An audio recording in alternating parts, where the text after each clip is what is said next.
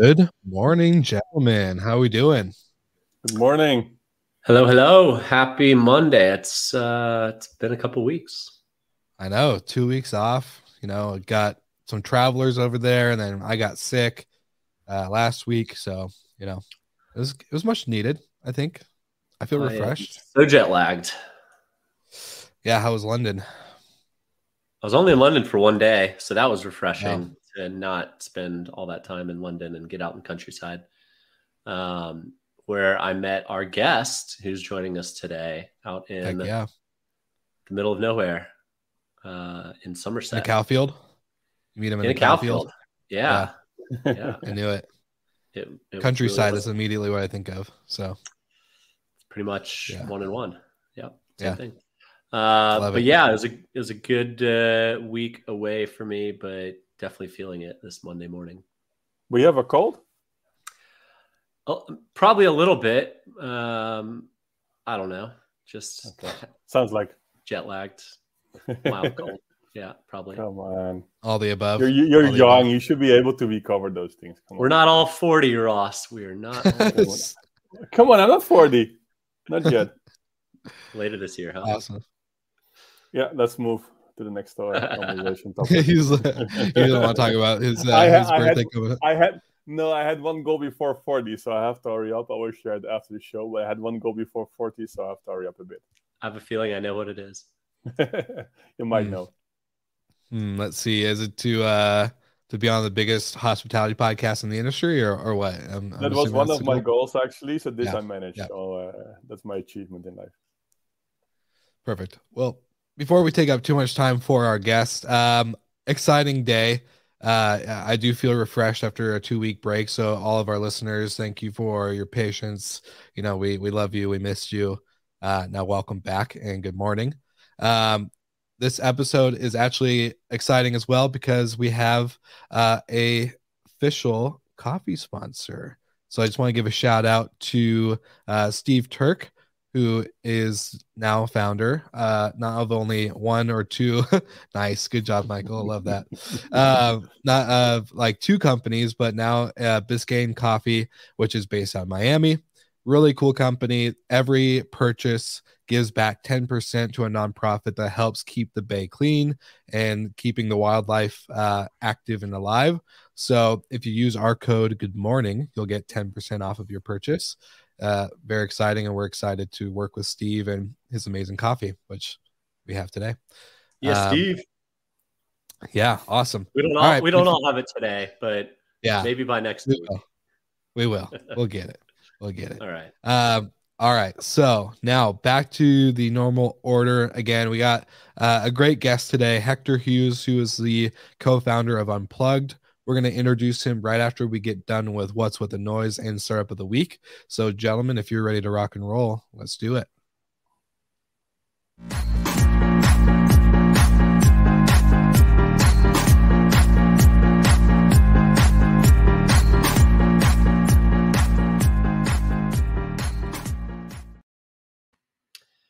Didn't see Grandma this weekend with donuts, but I was in England, which is her favorite country in the world. So shout out Grandma. This past week was the Shorties Awards in London. It was a lot of fun. Absolutely perfect night, rooftop overlooking the Tower of London and the London Bridge.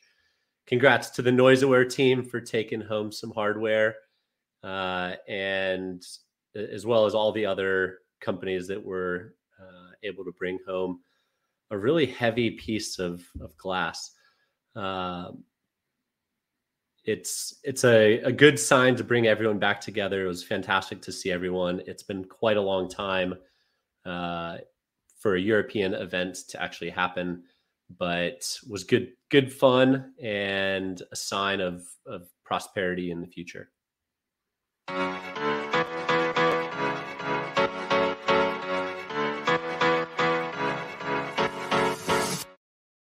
Yeah, and the startup of the week is hoteliers. First, I want to mention this actually last week, but actually it's better to do this week because last week I met actually Philippe in person with a nice coffee together. They're based in Warsaw.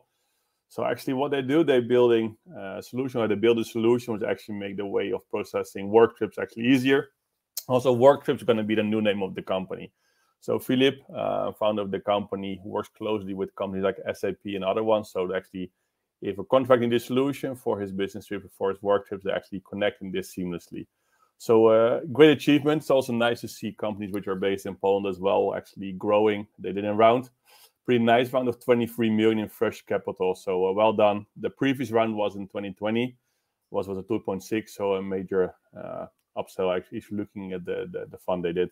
So well done, Philip and his team, and keep following you. Awesome. Sounds like a good week for the industry, you know, shorties, awards, you got some startups getting funding, rebranding, all that good stuff. But and we're back. There's one more thing that happens that we haven't discussed, and it will segue perfectly into what Hector's doing. But Airbnb made a change to their platform, focusing specifically on niches, meaning that travelers are looking for niches, whether it's a treehouse or a digital detox or a castle. We all know that travelers are looking for very specific and very unique experiences. That said, I am looking forward to welcoming Hector. He is the founder of Unplugged, and about 4 years ago, I was on stage at a conference and was asked, what does technology of the future look like for hospitality? And everyone goes into like crazy things like a automated cleaner to change the sheets and everything. And I went the opposite direction and said a complete and utter lack of technology. And Hector must have been listening. So without further ado,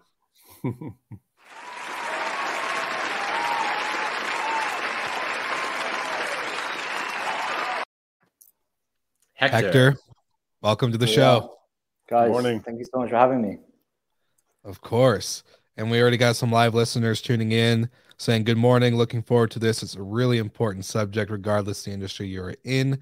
So Hector, you guys are obviously doing something right if we're already getting comments this early in the show. So if you want to do a quick introduction to kind of yourself and Unplugged, explaining the lack of technology part that Michael is explaining about or talking about, that'd be awesome. But again, thank you for joining us.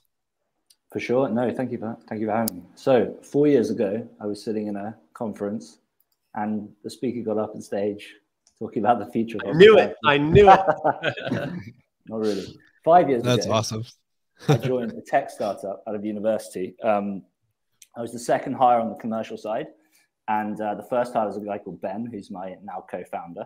And it was iPad till systems. So nothing to do with hospitality. Well, different type of hospitality. Or what we're doing now. And yeah, we did the whole kind of startup journey. So grew from 7 people to 70, opened offices in the US, Australia. And yeah, really enjoyed the whole startup journey. But somewhere along the way, I just got burnt out. In 2019, was flying around the world to set up these offices. I was running growth at the time, spending all day on my phone. And at the recommendation of a friend, I ended up at a silent retreat in the Himalayas in September 2019. And it took me a bit to get there. He initially suggested it. I laughed it off. I thought, I can't do that. What would the guys at work think? How it is. But finally got myself out there. And it was this very picturesque Buddhist temple on top of a mountain. And the best thing about it was when you get there, they take your phone off you and you spend 10 days cut off from the outside world. So very cliche, but I came back from that and quit my job a week later. And that was off the back of a conversation with Ben, my co-founder. So, he's not the kind of guy you'd find at a silent retreat anytime soon. And we were talking about how there's a lot of stigma around retreats and meditation. And so much of the benefit is just getting people offline and into nature. And we've been thinking about this kind of digital detoxing space, but not really sure what to do with it. And then heard about, the tiny house movement in other countries. There are some very well-established players in the US and Australia. And just thought that those two kind of married together really nicely. So this was the end of 2019. The concept was and still is, we put cabins an hour from city life. People go, upon arrival, they literally padlock their phones in a box. We give them a map and a Nokia, and then leave you to it for 3 nights without your phone. So we got started on this beginning of 2020, just before the world changed, which actually was great timing because during lockdown 1, we were getting the first cabin built. That arrived in June. The government lifted the lockdown here in the UK. And obviously everyone had been sat in, flats in London on their screens all day. So, really straight from the off, something kind of clicked. And yeah, we've been scaling up there. So spent 6 months fixing all the shit with the first cabin.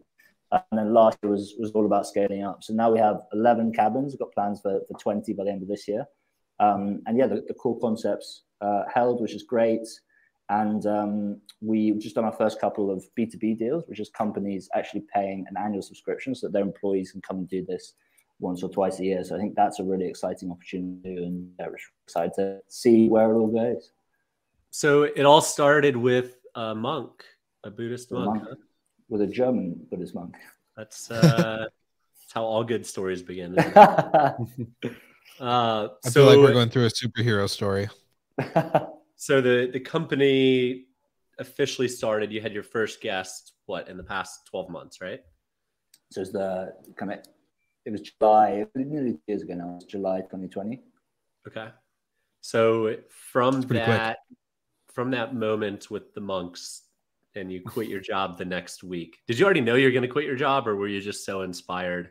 No. I literally, because I got back not planning to quit my job, and we were trying to raise a Series A at the time. Like, it was a chaos behind the scenes, but that Series A fell through. Like, literally, I had to fly straight back from the Buddhist retreat for like a quarterly planning meeting, and 2 days into that, the Series A fell through, and we had to close our US office, half the company. I was running growth at the time, paused the growth spend. So then I was sitting there, twiddling my thumbs while my boss went back and forth with investors. It was, it was a week after the silent retreat. So I was, feeling very, very calm. And yeah, it was a bit of a perfect storm. Went for a drink with Ben, and one thing led to another, as they say. Yeah. So it's really interesting. You're selling to corporate clients too. It's one thing just to kind of build a groundswell of individuals who like it and tell their friends, but going straight to companies and saying, hey, you guys are in the center of London and it's just pure chaos all the time. It's going to be healthy to get your employees out, let them refresh and recharge. Hit us with some of the statistics that you've seen, like on people's phone usage, or like how that first stay goes, what kind of repeat guests you've had. I know it's still early days, but would love to know some of the facts and figures.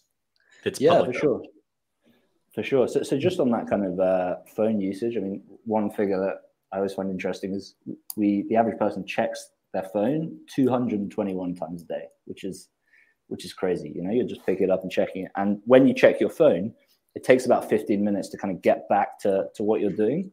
Now, a bit of kind of maths, and I think 221 times a day is something like, over the 16 hours you're awake, it's something like every 4 minutes. And, you're obviously not checking it in 4-minute increments, but it doesn't take a lot for you just to then spend the whole day distracted, basically. And that is it, I mean, sure. I think 80% of us check our phones within 15 minutes of waking up.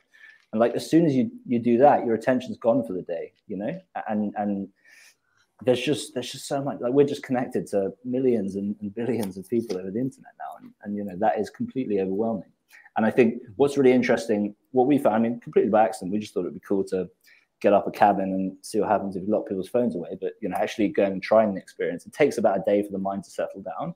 So the first day you're actually a bit more anxious, but then you kind of access this deep sense of calm. And, that's how we're built to operate, like, humans aren't built to be like stressed and anxious. Like, you look at all the native tribes living today, and they're happy, they're the happiest people on earth. But, people in cities, it's kind of stress, anxiety, depression, especially these kind of new generations coming through now who have spent their whole teenage years with social media. So we have this crazy, like, social media is almost this crazy, like, 15-year social experiment that we're only just now seeing the results of. So yeah, I think it's super interesting just to see what happens when you get people offline. I think the biggest realization and feedback we get from guess is that, you realize that the world doesn't end when you go offline for 3 days, because we tell people what we're doing, and people are like, oh, God, no, I couldn't do that. Don't be ridiculous. Like there's just no way I could take the time off work. And like, obviously anyone can, it always feels like that, especially running a business. But the world did pretty well without you for all those years. So I'm sure it can manage another 3 days. Well, Hector, Go ahead, Ross. Yeah, well, it is interesting. I know a few people say when they're going on holiday, they drop their phone in their case, right, in the safe, and then they take it up at the end of the day. It is a few days, right, in your case, so they really don't see the phone at all for a few days. For me, it's pretty hard to understand as well, even though it might be good. And of course, we see this addiction, even though we're sitting at the family on table. There's any distraction or you hear something, you're still going to watch it, right? So, and I know this addiction even with my daughter. She's 12 years old. Sometimes she doesn't listen. We're taking her phone. That's the punishment. It becomes the hardest, right? Because she can't leave without her phone. So I get your point, but still, what makes it then differently if you see the journey and the whole experience you're delivering, if we just put the phone away for 3 days in the safe and just don't open it, compare, for example, the cabins you have and the whole experience around it?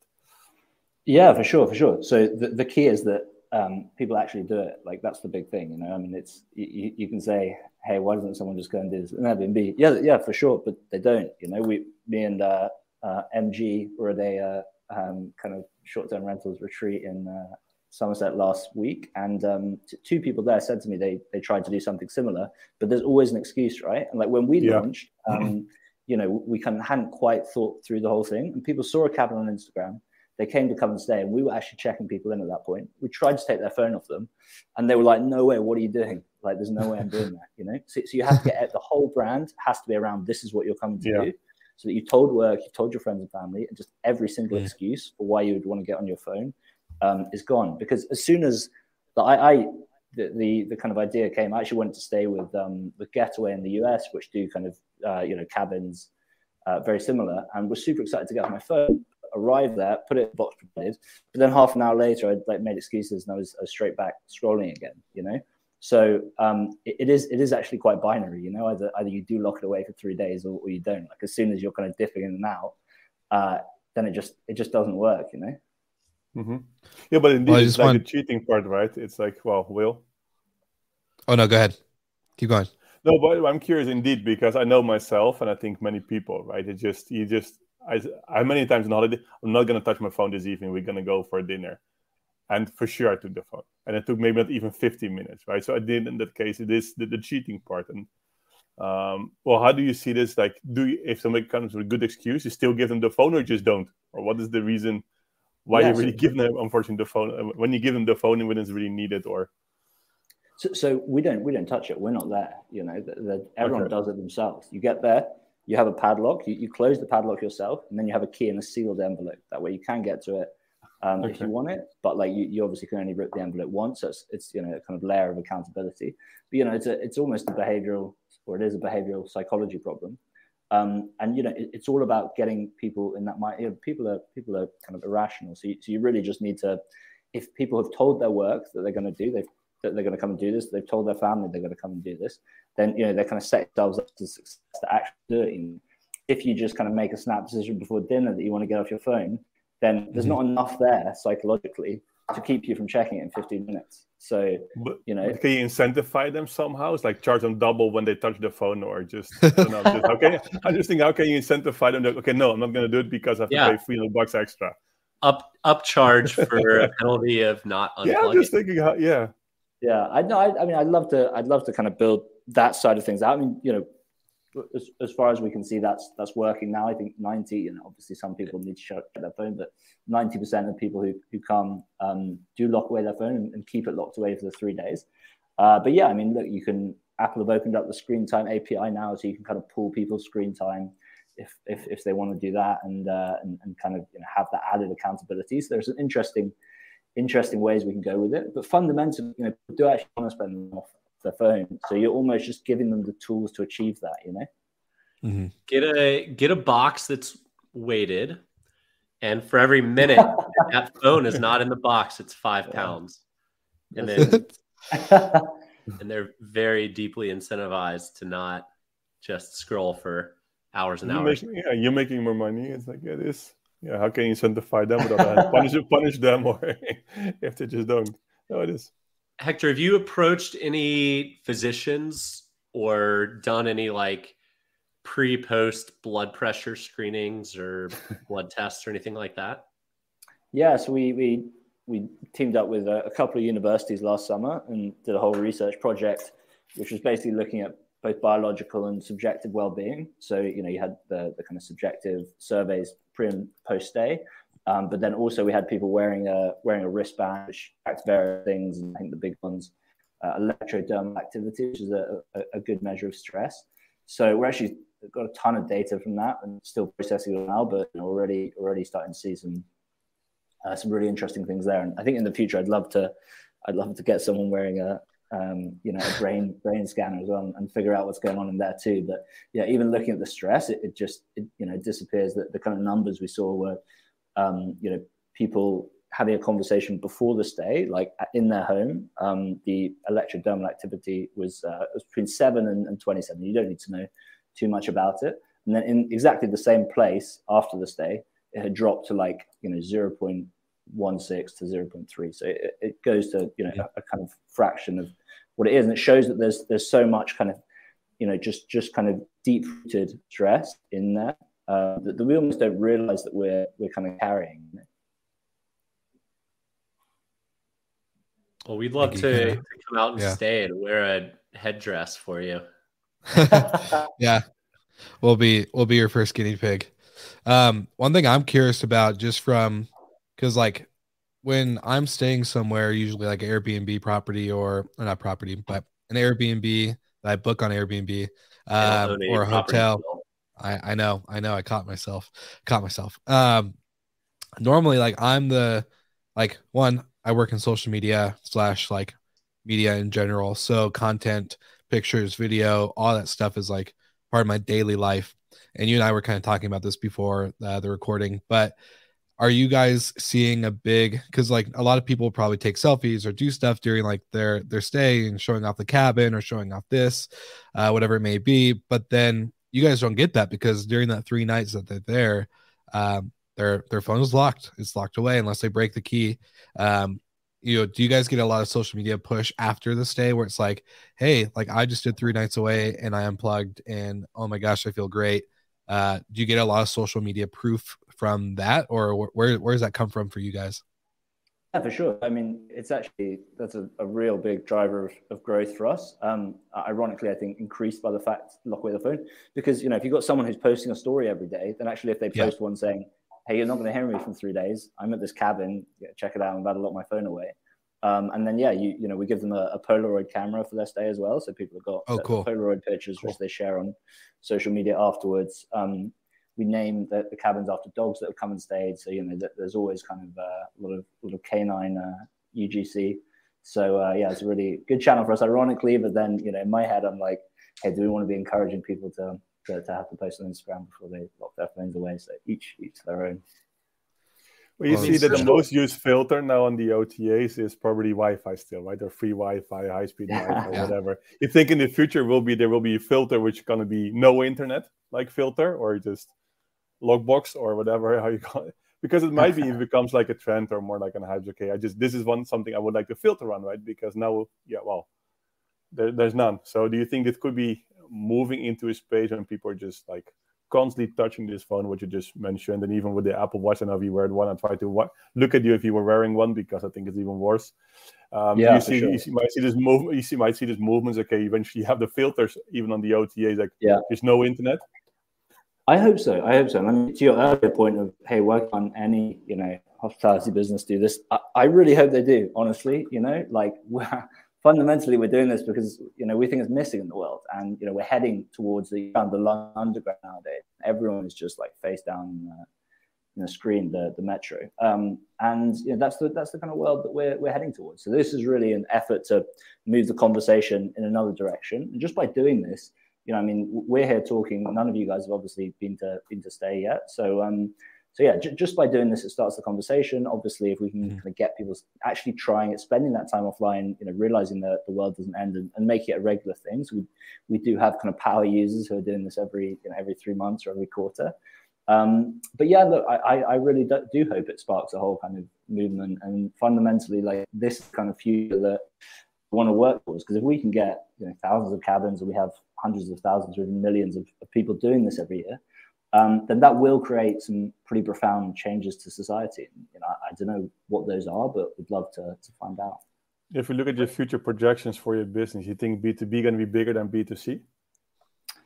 I think we're always going to be like a B2C brand, but I think revenue-wise, that could definitely turn into the engine of the business. I think it's always harder than you think to crack this, but we've had kind of four companies just come in inbound in the last like couple 2 or 3 months.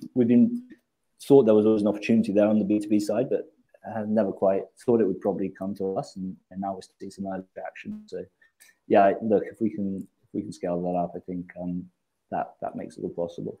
Well, after today's podcast, you'll probably have hundreds just flooding you. So be ready, Hector. Be ready. Keep them going.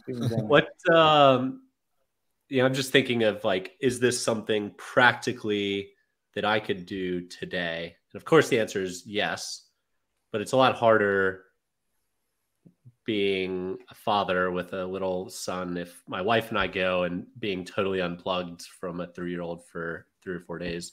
What's the typical like demographic that you see so far? Is it couples? Is it solo travelers? Is it friends? Yeah, for sure. So it's been mostly kind of what I would call millennial couples so far. So that kind of 25 to 35. It's 75% couples, 25% singles. It's the same price of both. So usually the singles are slightly older, slightly higher net worth.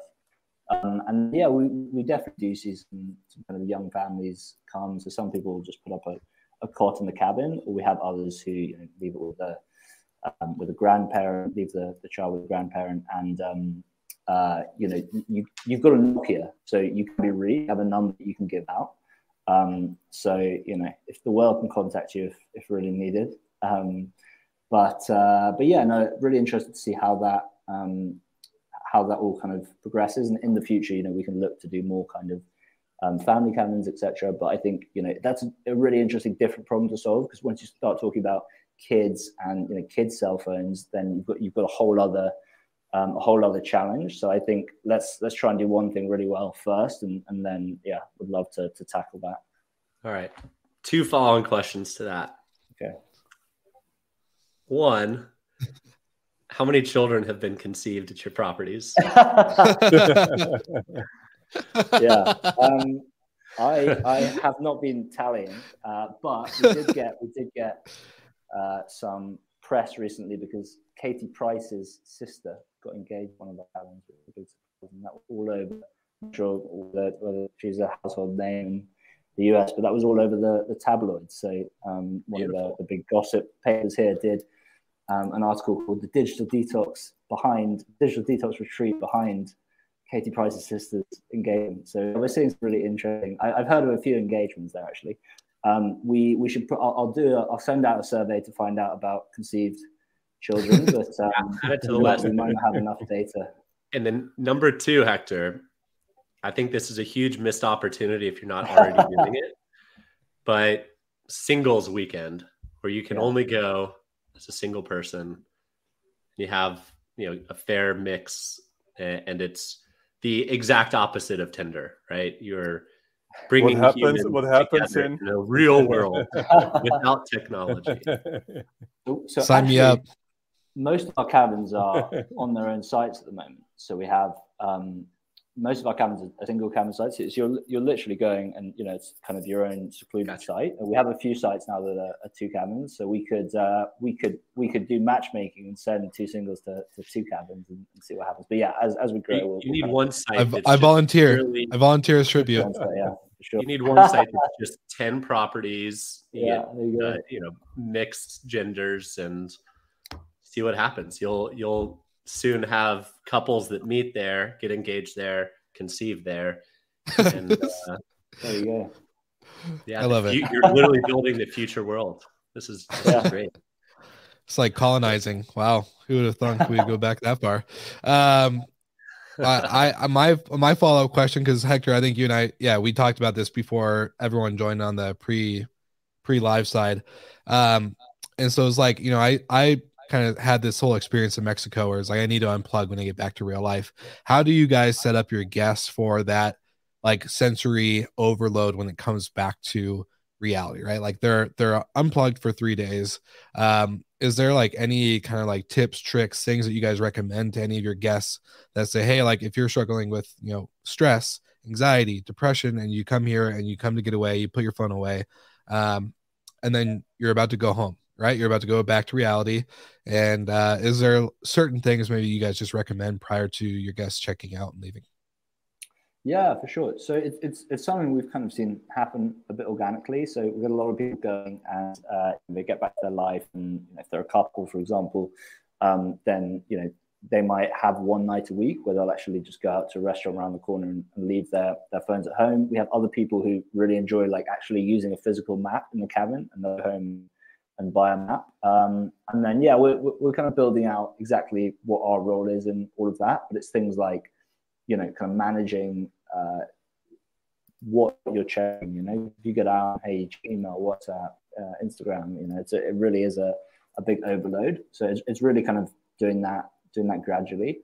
But the great thing about this, because what doesn't happen in 3 days is you don't change your habits, right? So like habit transition takes some time. But what it does is it changes your perspective. And that kind of empowers you. So these researchers who did a project on our cabins last summer, they have written one paper already. They're writing a few more, and that paper talks about how spending that time offline empowers you to kind of tackle things that we all know are bad for your well-being. Like we all know what we need to do to feel better, right? Like it's, but it's hard. It's so hard in this day and age. It's actually having that space. So what we find is people really kind of come out of the experience already just with a very kind of clear idea of just small changes they want to make when they get back into their life. But we'd love to kind of really build that out. And again, like just figure out where this fits in people's lives. Like, is it something you do every 6 to 12 months as a kind of refresh? And like, is there anything we can do to help in that interim? Because tech's not going away, obviously, and obviously it does it does make so much possible. So want to really figure out how we can kind of best help people with that. I love that. It's a good answer. Michael, you're on mute. All right, last question before we get into rapid fire. Okay. How many digital detoxes have you been on? So I just completed my fourth 2 weeks ago, fourth in our cabin. So I'm doing it. There's a gap between my first and second, but now doing it with my girlfriend about once a quarter, I think seems about right. Maybe do like 3 with her and 1 on my own, something like that. But yeah, you gotta practice what you preach. If I'm with the brand, shouting all day trying to get people to do this, then I got to do it myself. But that's could be worse, eh? Yeah, I was gonna say could have a worse thing to go practice and try, right? Yeah. All right, rapid fire. Quick 1-word answers, move on. Yeah. We've had some guests try and read a book after each question, so not very rapid. Ideal exit of this business? Buy calm. Buy calm? That's my next step. Or bought by calm, or okay. And then there you go. Ideal vacation not unplugged? Oof, mountains. Mountain. Well, okay. So beach or city? Beach. Fly or drive? Drive. Fish and chips or English breakfast? Fish and chips. All right, Will. iPhone or Android? iPhone. Come on, I had iPhone and Nokia. Sorry. You can still have it. Pizza or tacos? Tacos. And then Marriott or Hilton? Oof, neither. Oh, okay. My heart hurts, but all right. That's it. Michael. Barbecue or order food? Oh, what? Sorry. Barbecue or ordering food? Barbecue. Okay. Email or SMS? Email. Okay. The other two questions were the same as Michael answered. Castle or tiny home? Oof. I gotta say castle now, right? I think so. I wonder why. Good answer. Yeah. All right. Sweet, man. Well, appreciate you joining us, and good luck with your inbox the rest of the day. So yeah. How many times you watch your phone, Michael, in between? Will? I think 3 times for me. 3 times. Will, how many times you look at your phone during this episode? Throughout the day? No, during this the episode? 0. No, it's 0 during the episode. Okay. Wow. Good for you. Hector, how many times? I don't even have it. I don't know where it Look is. at him. Living the brand. Locked in the box.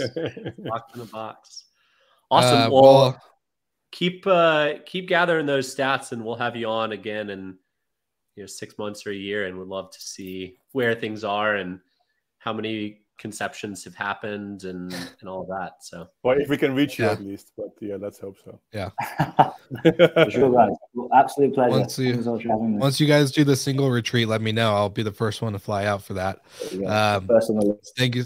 Yeah, thank you so much for joining us, Hector. And then to all of our morning listeners, check out unplugged.rest, and you can find out more about Hector, Ben, the whole company, what they're doing.